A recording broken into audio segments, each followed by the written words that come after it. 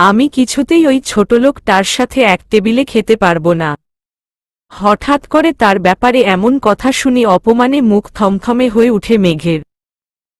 মাত্র খাওয়ার জন্য টেবিলে বসতে যাচ্ছিল সে, কিন্তু কথাটা শোনা মাত্র সে সোজা হয়ে দাঁড়িয়ে পড়ে। ছেলেটাকে একবার আর চোখে পরখ করে মেঘ। ছেলের এমন কথায় ধমকে উঠে রুকনুজ্জামান বলে, এটা কি রকম ব্যবহার? রূপ অসুস্থ মানুষের সাথে একই রকম আচরণ। তোমার যদি এত সমস্যা হয় তাহলে তুমি চলে যেতে পারো। আমার সামনে অভদ্রতা আমি একদম সহ্য করব না। কথাটা শুনে রূপ রাগে ফেটে পড়ে আর চিল্লিয়ে বলে, তুমি এই রাস্তার মেয়েটার জন্য আমাকে এই রাস্তার মেয়েটার সামনে অপমান করছো পাপা। আজ পর্যন্ত তুমি এত উঁচু গলায় কথা বলনি, আজ এই সামান্য মেয়েটার জন্য আমার ওপর চিৎকার করছো। চুপ বেয়াদব ছেলে, আরও আগেই তোমাকে শাসন করা উচিত ছিল, না হলে এই দিনটা আর দেখতে হতো না। এখন তুমি। এতক্ষণ ধরে মেঘ চুপচাপ এদেরকে দেখছিল, তাকে নিয়ে এতক্ষণ চুপ করে থাকলেও এখন ও বলল, প্লিজ আঙ্কেল, আমার জন্য আপনারা নিজেদের মধ্যে সমস্যা তৈরি করবেন না। ভাইয়া হয়তো ঠিক কথাই বলেছে, তিনি হয়তো পরিবারের লোক ছাড়া অন্যদের সাথে বসে আনইজি ফিল করেন। সমস্যা নেই আঙ্কেল, আপনারা খান। নিজের থেকে এত বড় মেয়ের মুখে ভাইয়া শুনে ফ্যাল ফ্যাল করে তাকিয়ে থাকে রূপ। তার ওপর আবার আপনি করে বলছে, ব্যাপারটা তার ঠিক হজম হচ্ছে না। রুকনুজ্জামান এর কথায় ধ্যান ভাঙে রূপের। তিনি বলল, আমার ছেলের জন্য তোমার কাছে ক্ষমা চাচ্ছি, তুমি প্লিজ কিছু মনে করো না। ছোট মানুষ কি বলতে কি বলে ফেলেছে, তুমি প্লিজ বসো, খেয়ে নাও। এমনিতেও তুমি অসুস্থ, ঠিকমতো খেয়ে ওষুধও খেতে হবে। আঙ্কেল, আমি কিছু মনে করিনি। আপনি প্লিজ নিজেকে ছোট ভাববেন না। তবে হ্যাঁ, খাবারটা আমি গ্রহণ করতে পারছি না। কাল অ্যাক্সিডেন্টের সময় আপনি কি আমার ফোন এনেছিলেন? না তো, আমি তোমার ফোন খেয়াল করিনি। ওহ আচ্ছা, আপনারা খেয়ে নিন। ভাইয়া, আমি যদি আপনাদের সোফায় বসি তাহলে কি আপনার সমস্যা হবে? এবার রূপ মুখ বাঁকিয়ে বলল, আমি তোমার থেকে যথেষ্ট ছোট, আমাকে আপনি করে বলছো কেন? জানো তো অতি ভক্তি চোরের লক্ষণ। এটা শুনেও মেঘের মুখের কোনো ভাবান্তর নেই। তবে ছেলেটার কথায় সে বেশ মজা পেয়েছে, সব মুখের ওপরে বলে। কিন্তু মেঘের ভাবগতি যেন সবাইকে অবাক হচ্ছে। মেয়েটাকে মুখের ওপর অপমান করছে, কিন্তু মেয়েটি রূপকে কতটা সম্মান দিয়ে কথা বলছে। মেঘ বিরস মুখেই বলল, আসলে আমি সহজেই কাউকে তুমি বা তুই বলতে পারি না, তার ওপর অচেনা মানুষদের তো একবারেই না। আমার জন্য তো আপনাদের খাওয়ার সময় চলে যাচ্ছে। এবার বলুন, সোফায় বসতে পারবো কিনা? যেখানে ইচ্ছে সেখানে বসো, আমার কি? তার মানে এখন টেবিলে বসলেও আপনার সমস্যা নেই? এ কথা শুনে রূপের মুখ হা হয়ে যায়। তবে এতে রুকনুজ্জামানের পরিবারের বাকি সদস্যরা বেশ মজা পেয়েছে। কি সুন্দর করার জালে মেঘ রূপকে আটকে ফেলেছে। রুকনুজ্জামানের ঠোঁটের কোণে মুচকি হাসি বিদ্যমান। রূপের বড় বোন রুনা নিজেকে চেপে রাখতে না পেরে বেশ আওয়াজ করেই হেসে ফেলল। তা দেখে রূপ চোখ রাঙাল। রূপ একবার মেঘের চেহারার দিকে তাকিয়ে বলল, কথার জালে ফাঁসাতে চাইছ? বেশ ধুরন্ধর তো তুমি। এ কথা শুনে মেঘ আগের মতোই বলল, না, একদম ফাঁসাতে চাইছি না। সমস্যা নেই, আমি এখানে বসব না। আমি শুধু বোঝাতে চাইলাম, হুট করে না ভেবে কোনো কথা বলবেন না, না হলে আপনার অপছন্দের জিনিসটাও করতে দিতে হতে পারে। কথা বললে সবসময় ভেবে বুঝে শুনে বলবেন, অপর পাশের লোকটা আপনার কথার ওপর কেমন আচরণ করতে পারে সেটাও ভেবে নিবেন। তাই হোক, অনেক সময় নষ্ট করলাম, এখন আপনারা খাওয়া শুরু করুন প্লিজ। তখন রূপের মা মিসেস রুকনুজ্জামান বলল, প্লিজ মামুনি, তুমি ও আমাদের সাথে খেয়ে নাও। রূপের জন্য আমি দুঃখিত, তুমি তো অসুস্থ, এমনিতেও কাল রাতেও তেমন কিছু খেতে পারোনি। খেয়ে মেডিসিন নাও। তখন রুনা বলল, হ্যাঁ, খেয়ে নিন না আপু। রূপ অবুঝ মানুষ বুঝতে পারেনি। আপনি তো অসুস্থ। মেঘ মুচকি হেসে বলল, সমস্যা নেই আপু, আমার এভাবে সমস্যা হচ্ছে না। আমার তেমন অসুস্থ বোধও হচ্ছে না। আমার এসবে অভ্যেস আছে। আপনারা খেয়ে নিন। মাথা ফাটিয়েছে, হাতেও ছোট খাটো ব্যান্ডেজ লাগানো হয়েছে। আবার ভাব দেখিয়ে বলছে তার অসুস্থ বোধ হচ্ছে না। আবার বলছে এসবে অভ্যেস আছে, রোজ রোজ মাথা ফাটিয়ে বসে থাকো নাকি তুমি? এখন চুপচাপ টেবিলে বসে খেয়ে নাও। সবাই এত করে বলছে, আবার আমাকেও ভিলেন বানাচ্ছ তুমি। এখন চুপচাপ খেতে বসে। রূপের এমন কথায় মেঘ মুচকি হাসে। না পুচকে ছেলেটিকে যতটা খারাপ ভেবেছিল ততটা নয়। না বয়স বেশি নয়, এইবার হয়তোবা ক্লাস 10-এ বা ইন্টারে পড়ে। দেখতেও সুন্দর, তবে ব্যবহারটা মোটেও ভালো মনে হচ্ছিল না, কিন্তু এখন মনে হচ্ছে ছেলেটা ভালো। সে মনে মনে নিজেকে ধমক দেয়, তাকে অপমান করেছে আর সে কি ভাবছে আসলেও সে অদ্ভুত। মেঘ দাঁড়িয়ে আছে তা দেখে রূপ বলল, বসতে বললাম তো। তুমি তো আচ্ছা পাজি মেয়ে, সবার কাছে আমাকে খারাপ বানাতে চাইছ। রূপের এমন কথায় তার পরিবার মুখ টিপে হাসছে। কিন্তু মেঘ চুপ করে দাঁড়িয়ে আছে, সে শুধু বলল, এই জিনিসটা জুতো মেরে গরু দান হয়ে গেল না। কথাটা শুনে সবার মুখ কালো হয়ে গেল।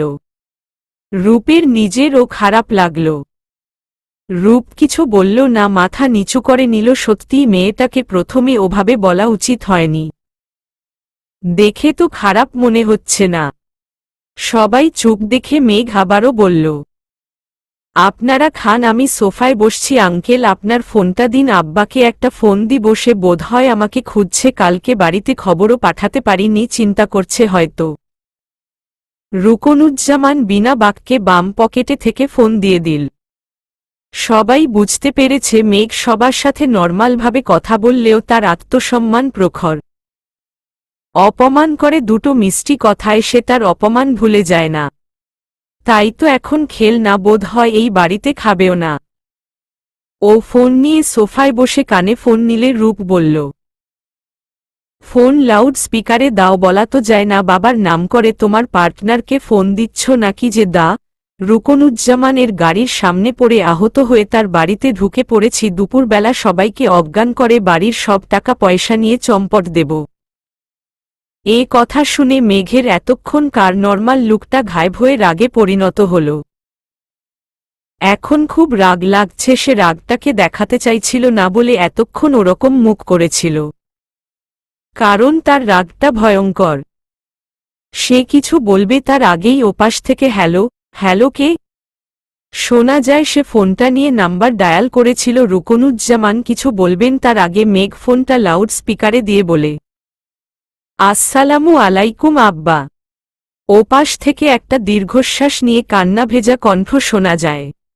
ওয়ালাইকুমুস সালাম আম্মা। আপনি কোথায় এখন? আপনি কেমন আছেন? আপনার ফোন বন্ধ কেন? কাল থেকে আপনার কোনো খোঁজ নাই। আপনি তো জানেন আমি চিন্তায় থাকব, তাহলে আমাকে জানালেন না কেন? নিজের বাবার এরকম কথা শুনে মেঘের চোখ জ্বালা শুরু হয়, কিন্তু সে কাঁদে না। মেঘ একটা দীর্ঘশ্বাস ফেলে বলল, আসলে আব্বা, ছোট একটা অ্যাক্সিডেন্ট হয়েছিল। আমার ফোনটা সেখানেই রয়ে গেছে। কাল রাতে আমার তেমন জ্ঞান ছিল না, তাই আপনাকে জানাতে পারিনি। কি অ্যাক্সিডেন্টে? আপনি এখন ঠিক আছেন তো আম্মা? কোথায় আপনি? আমি এখনই আসছি। রুকনুজ্জামানের বাড়িতে কাল ওনার গাড়ির সাথে অ্যাক্সিডেন্ট হয়েছিল। উনার বাড়ির কাছাকাছি ছিল বলে উনি আমাকে উনাদের বাড়িতে নিয়ে আসে। একটু মাথায় চোট পেয়েছি আর একটু হাতে, তেমন গুরুতর কিছু হয়নি। মেন হাসপাতালের রুকনুজ্জামান। জি আব্বা, উনি। আচ্ছা ঠিক আছে, ওনার বাড়ির কাছাকাছিই আমি আপনাকে খুঁজতে বের হয়েছিলাম। 20 মিনিটের মধ্যেই পৌঁছে যাব। সাবধানে আসবেন আব্বা, আপনার মেয়ে ঠিক আছে? এতক্ষণ সবাই খাওয়া বাদ দিয়ে মেঘের আর ওর বাবার কথা শুনছিল। এভাবেও বাবা মেয়ের সম্পর্ক হয়। এখন রূপের একদম খারাপ লাগছে। তাই সে না খেয়েই ওপরে চলে গেল। বাকি সবাই দীর্ঘশ্বাস ফেলল, সবাই কোনোরকমে খেয়ে উঠল। মেঘের মাথাটা ভার হয়ে আছে। সে চোখ বন্ধ করে সোফায় হেলান দিয়ে বসে আছে। রুকনুজ্জামান গিয়ে বলল, তুমি আমাকে চিনো? মেঘ চোখ খুলে তাকিয়ে বলল, জি চিনি, এমনকি আমার বাবাও চেনে আপনাকে। কিভাবে? আপনি ডক্টর মানুষ, কিভাবে কোথায় মানুষের সেবা করেছেন হয়তো আপনার মনে নেই, কিন্তু যাদের সেবা করেছেন তাদের মনে আছে। আমি কি তোমার বাবাকে চিনি? যতদূর মনে হচ্ছে তোমাকে আমি বোধহয় দেখিনি। দেখলেও এর আগে আমাদের কথা হয়নি। জি, আমাদের কথা হয়নি। আমার বাবার বন্ধু আপনি, সেই সাথে আমার বাবার রেগুলার ডাক্তার। মানে বুঝলাম না, তুমি কার কথা বলছো? বিজনেসম্যান আয়মান চৌধুরী আমার বাবা, আপনার কলেজ লাইফের বন্ধু। রূপ ওপরে দাঁড়িয়ে সব শুনছিল, ও বুঝতেই পারেনি মেয়েটা এমন কেউ হবে। কালকের ময়লা কালো বোরকা আর হিজাব দেখে বুঝে নিয়েছিল ছোট ঘরের কোনো মেয়ে হবে, কিন্তু এত নামকরা বিজনেসম্যানের সন্তান। বাড়ির সকলেই অবাক। সব থেকে অবাক যেন রুকনুজ্জামান নিজেই। তাই তিনি অবাক হয়েই বলল, কি আয়মান তোমার বাবা? কিন্তু আমি তো ওর পরিবারের সবাইকেই চিনি। তোমাকে তো কোনোদিন দেখিনি। আমার পারিবারিক বিষয়ে বা কোনো অনুষ্ঠানে আমি কম থাকি, থাকলেও আমাকে চেনার কথা না। ওনার ছোট মেয়েকে কখনো দেখেছেন আপনি? হ্যাঁ দেখেছিলাম ছোটবেলায়, তবে মেয়েটা কেমন যেন। তার মানে তুমিই সেই আয়মানের ছোট মেয়ে? জি আমিই সে, কাসফিয়া আয়মান। মেঘ, তুমি রুমে গিয়ে রেস্ট নাও মামনি। তোমার খুব কষ্ট হচ্ছে তাই না? আমি ঠিক আছি আঙ্কেল। আব্বা এসে পড়ল বলে আব্বা আসলেই চলে যাব, আপনারা প্লিজ বাধা দেবেন না। মেঘ আর কোনো কথা বলে না। রুকনুজ্জামান মেঘের মুখ দেখে বুঝতে পারে মেয়েটা যতই বলুক সে ঠিক আছে, আসলে তো মেয়েটা ঠিক নেই। এই মেয়েটা কিভাবে এখানে বসে সেটাই তো বুঝতে পারছে না সে। এত অসুস্থ শরীর নিয়েও বসে থাকা যায়? অন্য কোনো মানুষ হলে বিছানা ছেড়ে উঠত না। তিনি আর কিছু বলে না। মেঘের খুব খারাপ লাগছে, তার কাল দুপুর থেকে সে একেবারেই না খাওয়া। রাতে মিসেস রুকনুজ্জামান ওকে স্যুপ করে দিয়েছিল, কিন্তু ও খেতে পারেনি। এতক্ষণ রূপার মা আর বোন মেঘকে খুঁটিয়ে দেখতে লাগল। মেঘকে একেবারে সুন্দরী বলা চলে না, শ্যামবর্ণ গায়ের রং, লম্বা ও মিডিয়াম। বয়স 24 কি 25 হবে, তবে চেহারায় মায় কমতি নেই, চোখ দুটো যেন কথা বলে। গায়ে শুভ্র রঙের গোল জামা, মাথায় ব্যান্ডেজ থাকলেও মেয়েটা খুব সুন্দর করে ওড়না দিয়ে মাথাটা পরিপূর্ণ ঢেকে রেখেছে। ওরা বুঝতে পারল মেয়েটা বেশ ধার্মিক। কাল মেয়েটার পরনে কালো বোরকা, কালো হিজাব আর নিকাব ছিল। কাল একটা অনুষ্ঠান থেকে ফেরার পথে রুকনুজ্জামানের গাড়ির সামনে হুট করে এসে পড়ে আর অজ্ঞান হয়ে যায়। বাড়ি কাছাকাছি থাকায় ওকে বাড়িতেই নিয়ে আসে। বাড়ি এসেই মেয়েটার বোরকা হিজাব খুলতেই দেখা যায় মাথা থেকে রক্ত পড়ছে, আর হাত দিয়ে রক্ত পড়ছে। রুকনুজ্জামান তাড়াতাড়ি করে মেঘের ট্রিটমেন্ট করেন। রাতে তেমন জ্ঞান ছিল না। ব্যান্ডেজ করার কিছুক্ষণ পর জ্ঞান ফিরলে রূপের মা ওকে কিছু খাইয়ে ওষুধ খাইয়ে দেয়। মেঘ কোনো কিছু করতে পারে না, শরীরের সাথে না পেরে আবার ঘুমিয়ে পড়ে। রূপের মা ওর সাথে ছিলেন। সকালে নিচে আসতে পারবে কিনা জিজ্ঞেস করলে মেঘ বলে সে আসতে পারবে। সে আস্তে আস্তে নিচে এসে টেবিলে বসতে নিবে, তখনই এবাড়ির ছেলে রূপ ওগুলো বলে, তারপরেই এগুলো ঘটে। হুট করেই 50 লোককে দেখা যায় তাড়াহুড়ো করে বাড়িতে ঢুকতে। আর ঢুকেই মেয়েকে বিধ্বস্ত অবস্থায় দেখে বলল, মেঘ আম্মা আপনি ঠিক আছেন? বাবার এমন কথায় মেঘ মুচকি হেসে বলল, আব্বা আপনাকে ফোনে বললাম না আপনার মেয়ে ঠিক আছে? দেখুন আমি সোফায় বসে আছি, ঠিক না থাকলে তো বিছানায় শুয়ে থাকতাম। চলুন বাড়ি যাব। যাব তো আম্মা, আগে রুকনের সাথে কথা বলে নিই। আর রুকন, আমার মেয়েটা তোর গাড়ির সাথে অ্যাক্সিডেন্ট করেছে, তুই আমাকে জানাবি না? তখন রুকনুজ্জামান বললেন, আমি জানতাম নাকি ও তোর মেয়ে? জানলে তো আগেই বলতাম, আমি ওকে চিনি নাকি? তাও ঠিক, শুক্রিয়া ভাই আমার মেয়েটাকে বাঁচানোর জন্য। আমার গাড়ির সাথে তোর মেয়ে অ্যাক্সিডেন্ট হয়েছে, তুই আমাকে বলবি কেমন করে গাড়ি চালাই, তা না বলে বলছিস ধন্যবাদ। শোন, ওটা একটা অ্যাক্সিডেন্ট।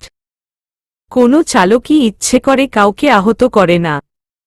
তার ওপর তুই ডাক্তার মানুষ, তুই কি করে একজনের ক্ষতি করবি? এ কথা শুনে রুকনুজ্জামান চুপ মেরে গেলেন, কিছু বললেন না। তখন মেঘ বলল, আব্বা। জি আম্মা। চলেন না এখন বাড়ি যাই। হুম। আয়মান চৌধুরী মেয়ের দিকে এগিয়ে গেলেন। মেঘ বাবার কাছে আস্তে আস্তে বলল, আব্বা আমায় খুব শক্ত করে ধরবেন প্লিজ। খুব খারাপ লাগছে আব্বা, তবে এই বাড়িতে আর 1 মিনিটও থাকবেন না। এই বাড়িতে আপনার মেয়েকে কেউ অপমান করেছে। এই কথা শুনে আয়মান চৌধুরীর চোখ জ্বালা করতে শুরু করল। তিনি একবার রুকনুজ্জামানের দিকে তাকালেন কিন্তু কিছু বললেন না। তখনই রূপ কোথা থেকে উদয় হল আর মেঘের সামনে দাঁড়িয়ে বলল, আই এম সরি। মেঘ থমথমে মুখে করেই বলল, ইসলাম সম্পর্কে আপনার জানার পরিধি কতটুকু বলুন তো? রূপ মুখ ছোট করে বলল, খুবই নগণ্য বলতে পারেন। তাহলে শুনে নিন, তাতে আপনার জানার পরিধি বাড়বে। হাদিসে বলা হয়েছে, না জেনে তোমরা কারো ওপর খারাপ ধারণা রেখো না, এটা সবচেয়ে বড় গুনাহ। সহিহ বুখারী 5143।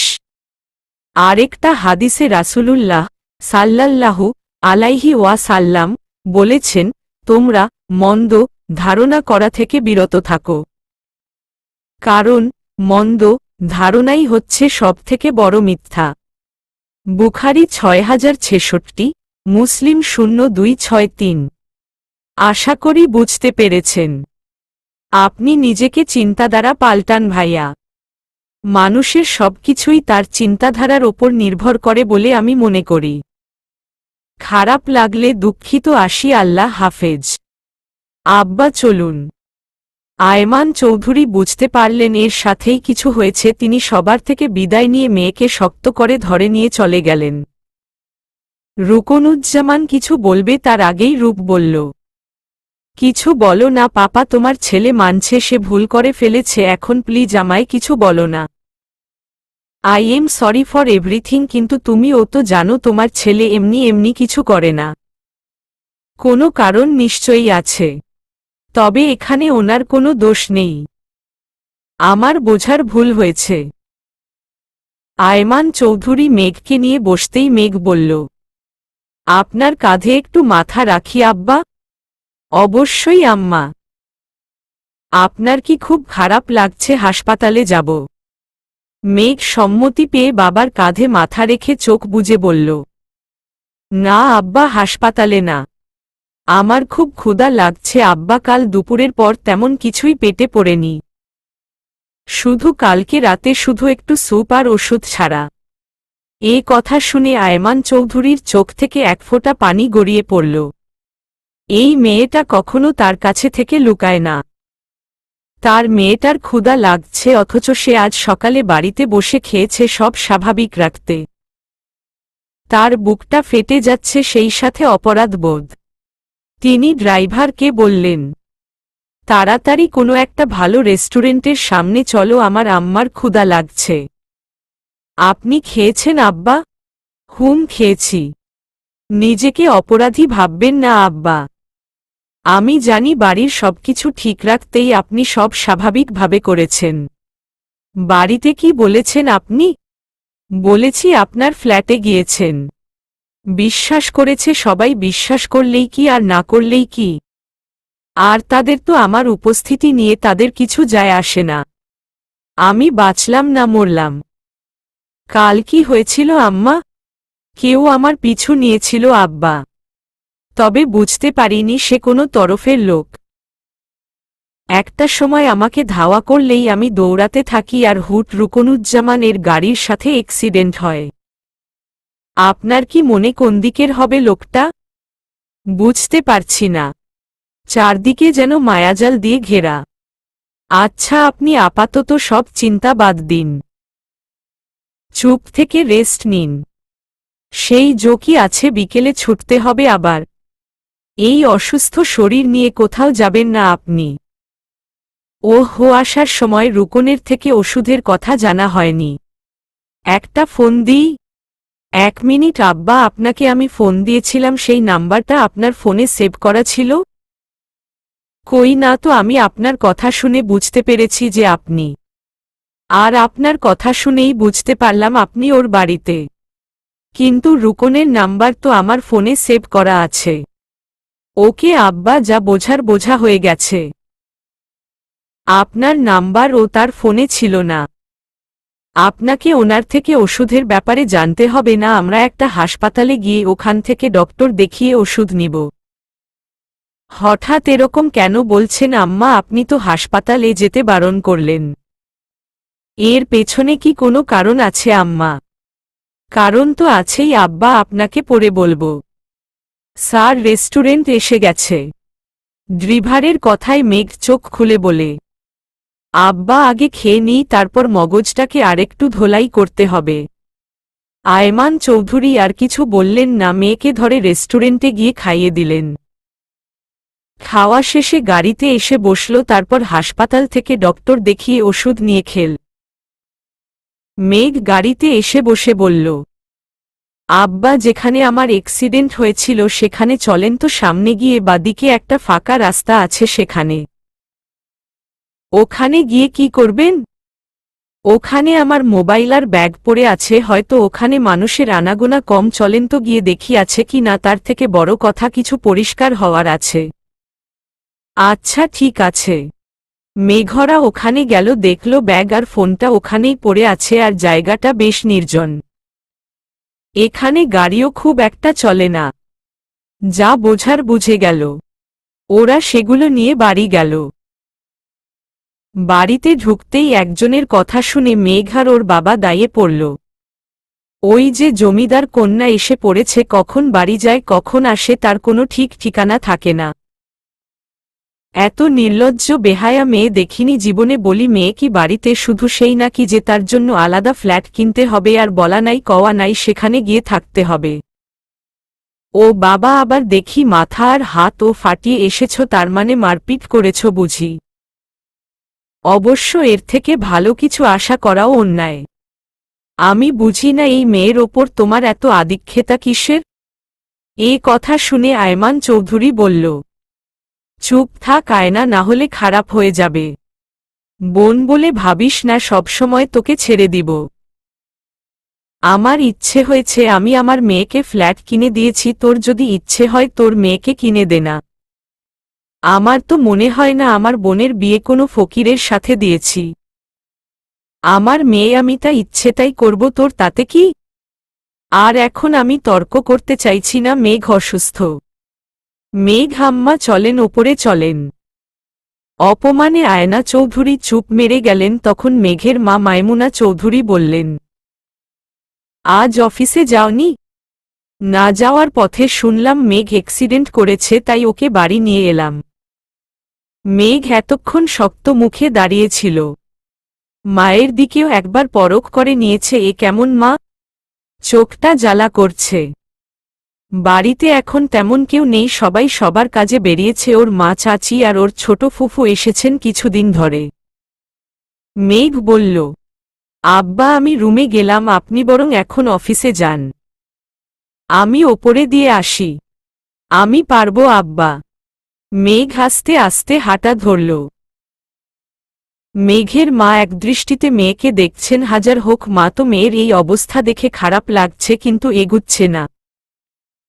সিঁড়িতে ওঠার সময় মেঘ পড়ে যেতে নিল। মাইমুনা চৌধুরী একটু এগিয়ে গেলেন। মেঘ নিজেকে সামলিয়ে তাকে দেখতে পেয়ে বলল, যে আমার কাছে আসতে দ্বিধাবোধ করে তার আমার কাছে না আসাই ভালো।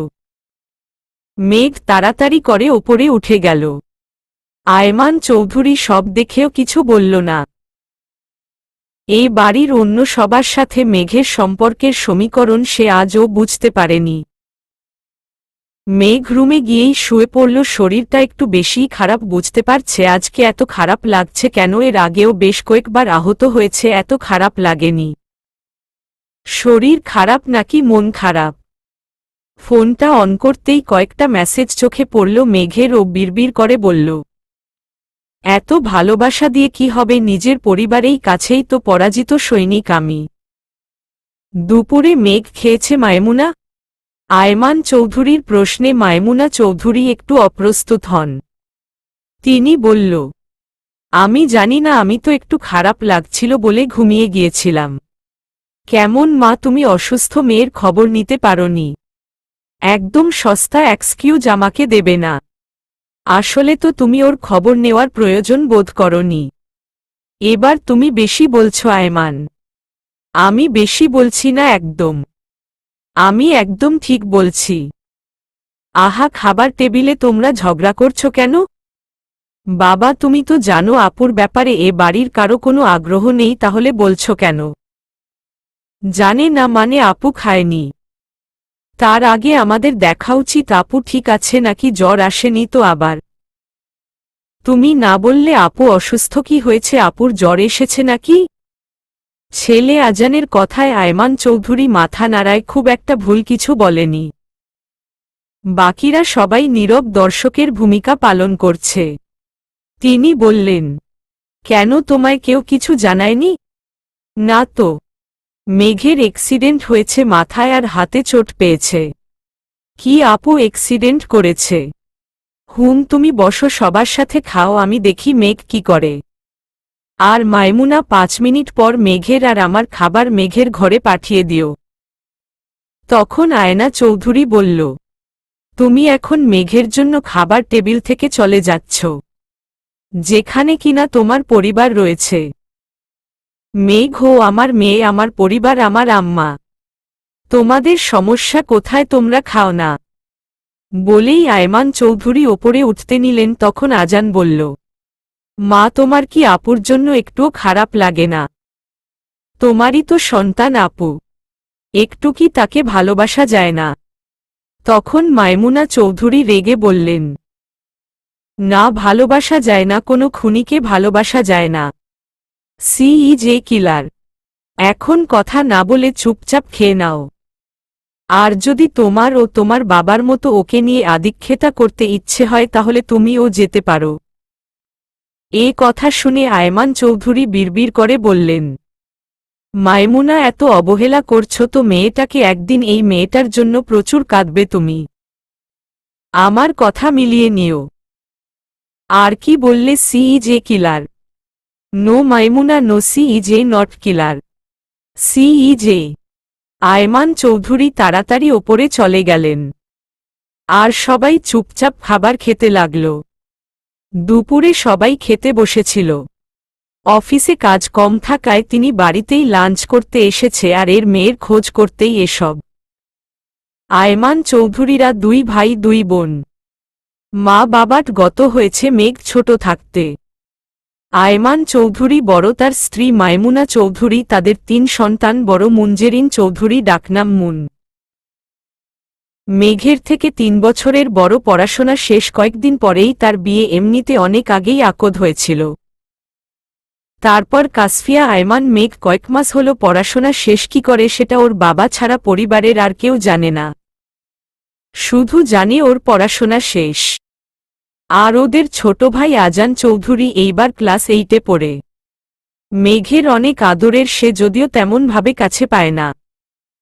আয়মান চৌধুরীর ছোট ভাই সাফিয়ান চৌধুরী, স্ত্রী জাহানারা চৌধুরী, তাদের 3 ছেলে মেয়ে। ছেলে জিয়ান চৌধুরী, সেও মেঘের থেকে 3 বছরের বড়, পড়াশোনা শেষ করে সবে বাবা চাচাদের সাথে ব্যবসা দেখছে, তার জন্য মেয়ে খোঁজা হচ্ছে বিয়ের জন্য।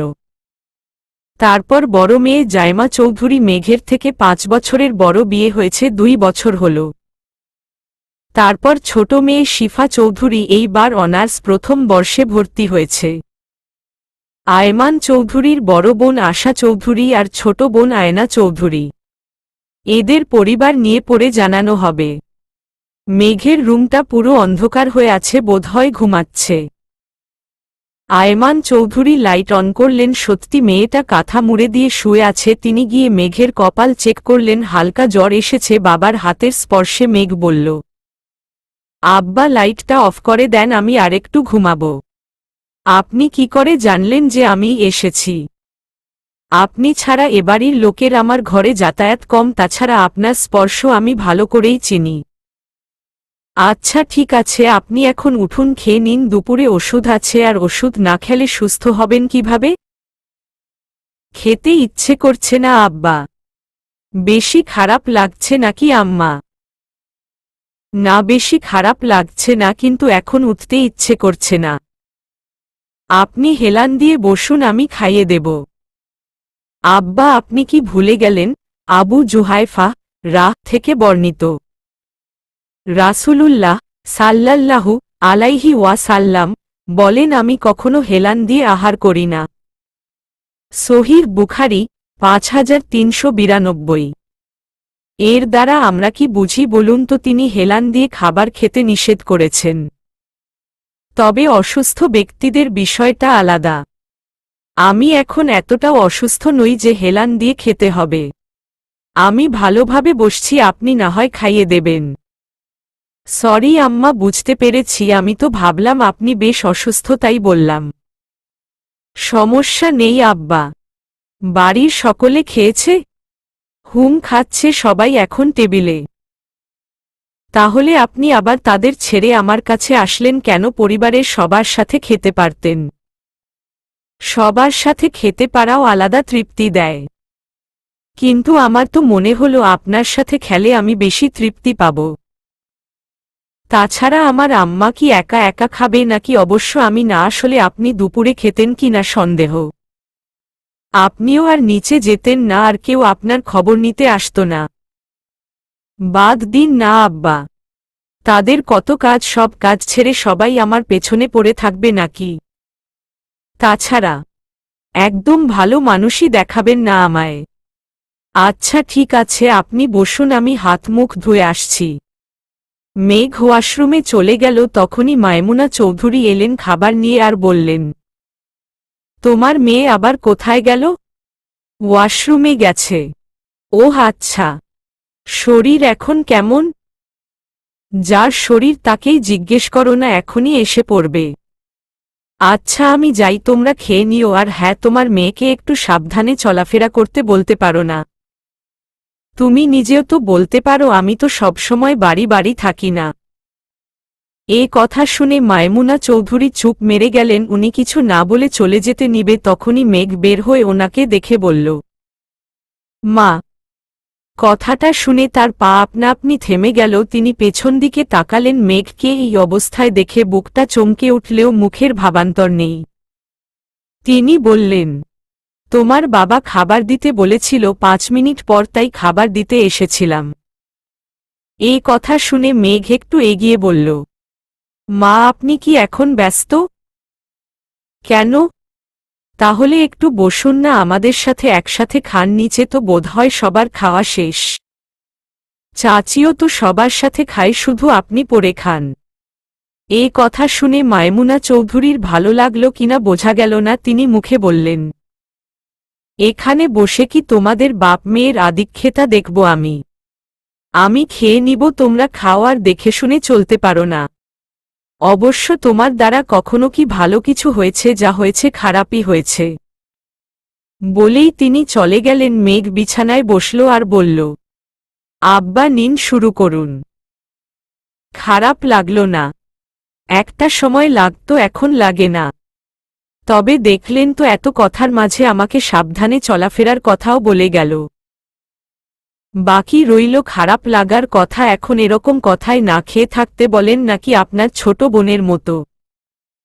এ কথা শুনে আয়মান চৌধুরী হাসল। মেঘ মুচকি হাসল। তিনি মেয়ে যত্ন সহকারে খাইয়ে নিজে খেল, তারপর মেঘকে ওষুধ খাইয়ে চলে গেল। মিস্টার শুভ্র বাড়ি ফিরছেন কবে? বউ যেদিন বলবে। আসুন জামাই, আপনার বউয়ের সঠিক সময় চলে এসেছে। মজা করছেন আমার সাথে? কই না তো, সত্যি কথা বলছি। আপনি তো বেশ মজার মানুষ। বিয়ে করছেন কবে? কি যে বলেন না, আপনি মজার মানুষ। আর বিয়ে তো আগেই করেছি, এখন বউ ডাকলেই হয়। কি এত ড্যাশিং হ্যান্ডসাম ছেলে বিয়ে করেছে, সকলের অগোচরে এ কথা শুনলে এই হসপিটালের জুনিয়র মেয়েরা হার্ট অ্যাটাক করবে। অগোচরে তেমন কেউ জানে না, খুব স্বল্প সংখ্যক মানুষ। কথায় কথায় আপনাকে বললাম। তা কয় বছর হলো বিয়ে করেছেন? অবশ্য এখানে আসলেনি তো 1 বছর ধরে। আগে তো বাইরে ছিলেন বোধ হয়। হয়েছে বছর কয়েক। আচ্ছা বাদ দিন, এখন বলুন 102 নাম্বার কেবিনের পেশেন্টের কি অবস্থা? সেটা বলতেই তো এলাম, কিন্তু এসে ফ্যামিলির সাথে কথা বলতে দেখে বললাম বাড়ি ফিরছেন কবে? যাই হোক, পেশেন্টের অবস্থা আগের থেকে ভালো, কিন্তু তার পরিবার আজকেই তাকে নিয়ে বাসায় ফিরতে চায়। কিন্তু ওনার আরও 2 দিন হসপিটালে থাকা প্রয়োজন। ওকে, তার পরিবারকে আমার কাছে পাঠান, রিলিজ করাতে চাইলেও তো আমরা দিতে পারি না। যথেষ্ট রিস্ক আছে। ওকে পাঠিয়ে দিচ্ছি। May I come in? Yes come. আপনি পেশেন্টের কি হন? পেশেন্টের ভাই। ওহ আচ্ছা, তা আপনি যে আপনার ভাইকে নিয়ে যেতে চাচ্ছেন সেখানে কতটা রিস্ক আছে আপনি জানেন? আমার ভাই হসপিটালে থাকতে চাইছে না তাই। তাছাড়া আমিও ওকে এখানে রাখতে চাইছি না। বুঝলাম ভাইকে খুব ভালোবাসেন, কিন্তু তার ভালোর দিকটাও ভাবতে হবে। হসপিটালে থাকতে কারোরই ভালো লাগে না, তার ওপর উনি আগের থেকে ভালো, মানে খুব ভালো নয়। আমি এখন তাকে রিলিজ করতে পারছি না। কিন্তু রিলিজ তো আপনাকে করতেই হবে, আমি আমার ভাইকে হসপিটালে আর রাখব না। ওকে ফাইনের পর আপনার ভাইয়ের কিছু হলে আমরা দায়ী থাকব না। সবথেকে বড় কথা, পরবর্তীতে ওনার কিছু হলে অন্তত আমাকে পাবেন না। এবার আপনি আসতে পারেন। আমাকে ভয় দেখিয়ে কোনো লাভ নেই, আমি বুঝি না হসপিটালে থাকলেই তো আরও ইনকাম হবে আপনাদের, তাই তো ছাড়ছেন না। এ কথা শুনে ডক্টর শুভ্র উঠে দাঁড়িয়ে টেবিলে জোরে বাড়ি মেরে বলল, হাউ ডেয়ার ইউ! আপনার সাহস কি করে হয় এসব বলার? ডক্টররা টাকার জন্য মানুষের চিকিৎসা করে না, তারা মানুষের সেবার জন্য মানুষের চিকিৎসা করে। আর আপনার কয় টাকা আছে যে আমাকে এসব বলেন? আপনার ভাইয়ের ভালোর জন্য আমি ওনাকে এখানে রাখতে বলেছিলাম। এখন তো আপনি চাইলেও আমি আপনার ভাইকে এখানে রাখব না। নাও আউট! 2 টাকার ডক্টর হয়ে আমাকে এসব বলছেন? আমি কে আপনি জানেন? আমি জানি না আর জানতেও চাই না। নাও আউট, আইসে গেট আউট। আপনাকে আমি দেখে নেব, কি করে এই হাসপাতালে থাকেন সেটাও দেখব। বলেই লোকটা চলে গেল। এদিকে শুভ্র এর রাগ হচ্ছে ভীষণ, কিন্তু এখানে প্রকাশ করতে চাইছে না। এদিকে বাইরে 2-1 লোক শুভ্র চিৎকার পেয়েছে। তারা সবাই শুভ্র রাগের সম্পর্কে অবগত। লোকটা বাইরে গিয়ে রিসিপশনে বলল, এই হাসপাতালের এমডিকে? কেন? আমি তার সাথে কথা বলতে চাই। তখনই শুভ্র এলো ওখানে আর বলল, এই লোকটার ভাইয়ের রিলিজ করিয়ে দিন, আর হ্যায়ের থেকে একটা টাকাও নিবেন না, গট ইট? রিসিপশনিস্ট বলল, ওকে স্যার। শুভ্র ওখান থেকে চলে গেল। রিসিপশনিস্ট একটা কাগজ ধরিয়ে দিয়ে বলল, সাইন করুন। লোকটা হা করে তাকিয়ে থেকে বলল, আমি কি ভিখারি নাকি যে বিনা পয়সায় ভাইয়ের ট্রিটমেন্ট করাবো? মোট বিল কত হয়েছে বলুন?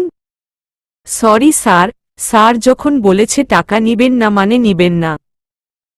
2 টাকার ডক্টর বলল দেখে টাকা নেবেন না, এতে আপনাদের হাসপাতালের লস হবে না। Excuse me sir, he is doctor D A Shubhra, এই হসপিটালের সিনিয়র ডাক্তার প্লাস এই হাসপাতালের এমডি। এই হাসপাতাল ওনার বাবা বানিয়েছেন আর এর মালিক উনি নিজেই ডক্টর শুভ্র। 28 বছর বয়সেই উনি বেস্ট ডক্টরদের মধ্যে একজন হয়েছে। আর হাসপাতালের লাভ লস আপনার দেখতে হবে না, আপনি এখন আসতে পারেন। এ কথা শুনে লোকটা ফ্যালফ্যাল করে তাকিয়ে রইল। এর জন্যই বলে কারো সম্পর্কে না জেনে কথা বলতে নেই। ওনার সব হাওয়া ফুস। কিরে মেঘ, তুই নাকি হাত পা ফাটিয়ে বসে আসিস? মেঘ বিকেলে বেকনিতে দাঁড়িয়েছিল, তখনই কারো আওয়াজে পেছনে ফিরে নিজের বড় বোন মুনকে দেখে বলল, ওহো আপু, বসে কোথায় আছি, আমি তো এখন দাঁড়িয়ে আছি। মুখে মুখে তর্ক করবি না। আচ্ছা ঠিক আছে, এখন বলো কেন এসেছ? আমাকে যে দেখতে আসনি সেটা আমি ভালো করেই জানি। ভালো বুঝেছিস।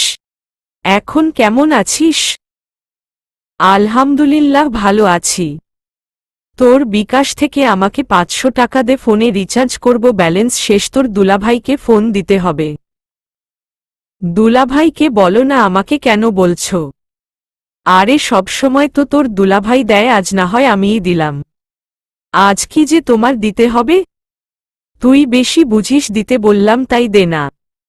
এত প্যাচাচ্ছিস কেন? আচ্ছা ফোনটা নিয়ে আসো, বিছানায় দেখো। মুন মেঘকে ওর ফোনটা এনে দিল। মেঘ ওকে 500 টাকা রিচার্জ করে দিল। মুন খুশি মনে চলে গেল। মেঘ একবার তাকিয়ে সামনে তাকালো আর বলল, যাক, পরিবারের কেউ তো খুশি হলো আমার জন্য। কয়েকদিন পর মুনের শ্বশুরবাড়ি থেকে ডেট ফিক্সড করতে আসবে মেঘদের বাড়ি। কাছের সব আত্মীয় স্বজন সবাই মেঘদের বাড়ি। মেঘ 2টার দিকে বাড়ি ফিরল। সবাইকে দেখে এক প্রকার অবাক হয়ে গেছে, সে তো কিছু জানে না। তখনই মেঘের বড় ফুপি মেঘকে দেখতে পেয়ে বলল, আরে মেঘ, তুই এত দেরি করে এলি কেন? ওই ফুপি, একটু কাজ ছিল। তোমরা হঠাৎ হঠাৎ কেন বলছিস? আজ বিকেলে তো মুনের শ্বশুরবাড়ি থেকে লোক আসবে বিয়ের ডেট ফিক্সড করতে, তুই জানিস না?